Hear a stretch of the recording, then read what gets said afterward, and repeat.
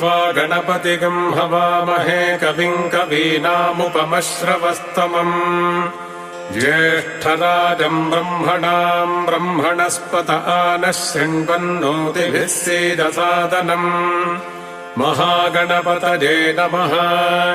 प्रणो देवी सरस्वती वाजेभिर्वाजिनीवती धीनामवित्र्यवतु आनो दिवो बृहतः पर्वतादा सरस्वती गजतागन्तु यज्ञम् हवन् देवी जुजुषाडा घृता चीषग्मान्नो वाचमुषति शृणोतु वाग्देव्यै नमः।